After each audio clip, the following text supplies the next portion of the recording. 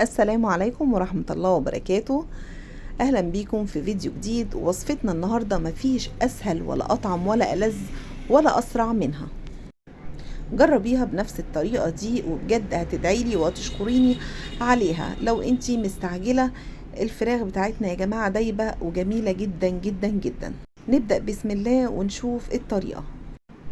في بولة كبيرة هنجهز التتبيلة: معلقة ملح او معلقة ونص حسب رغبتك، معلقة صغيرة فلفل اسود، معلقة صغيرة من البابريكا، ومعلقة ونص من الكركم.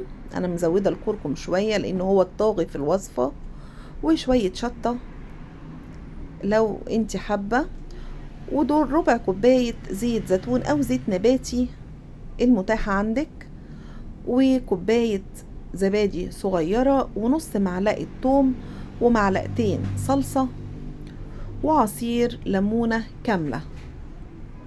هي دي التتبيلة الخطيرة بتاعتي واللي بجد ادتني نتيجة هايلة جدا. عايزة اقولك الكركم مديها طعم ولون حلو قوي قوي. هنا معايا فرخة كاملة، وتقدري تعمليها بأفخاد الفراخ او الاوراق، هتبقى برضو حلوة قوي ومش هتاخد وقت خالص. هتاخد على النار معاكي يمكن اقل من نص ساعة. هنا يمكن خدت وقت شوية، حوالي ساعة الا ربع، لاني عاملة فرخة كاملة وما شاء الله كبيرة. هنا انا مقطعاها 4 وبعمل فتحات كده في كل جزء،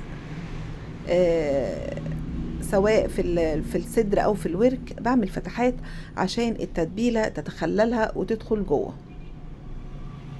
وطبعا الفراخ انا نقعاها وغسلاها ومصفياها من المية كويس جدا. هتبل الفراخ بالشكل ده، وش وظهر وكل حتة، وبعدين هسيبها في التتبيلة. يعني انا سبتها بالظبط والله نص ساعة، وما شاء الله ادتني نتيجة هايلة. وكل طبعا ما بتسيبيها وقت اكبر بتديكي نتيجة حلوة اكتر. هنا معايا صينية عادية، تقدري تعملي صينية تيفال او ألمونيوم او اي نوع عندك. حطيت من تحت كده ورقتين زبدة. ورق الزبدة هنا بيساعد الفراخ انها تستوي بسرعة، وببقى طبعا غير الغطا اللي بغطيه بيها، انا بغطيها كمان بورق الزبدة. بتبقى محكمة جدا، الفراخ ما بتاخدش وقت خالص في السوى. وعلى عين البوتاجاز من فوق، ما بدخلهاش فرن خالص. هتشوفوا النتيجة وهتشوفوا لونها في الاخر. من فوق برضو بغطيها كويس كده بورق الزبدة، وبدخل الورق في الجناب عشان تبقى محكمة الغلق، وبغطيها بغطا حلة. قعدت في الفرن معايا انا بالظبط 45 دقيقة. لو انت عاملة وراك او فرخة صغيرة هتاخد وقت اقل من كده. زي ما قلتلك دي فرخة بسم الله ما شاء الله 2 كيلو، خدت معايا ساعة الا ربع. شايفين لون الفراخ؟ مش محتاجة انك تدخليها بقى يعني تحت شواية ولا اي حاجة. انت محتاجة تديها لون، هتحطيها تحت الشواية بالظبط 5 دقايق.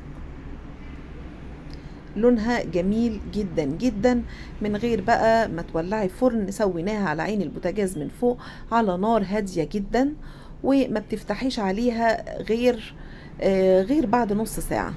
يعني بتفضلي كده قافلاها حلو جدا، وتفتحي عليها بعد نص ساعة بتكون اكيد استوت.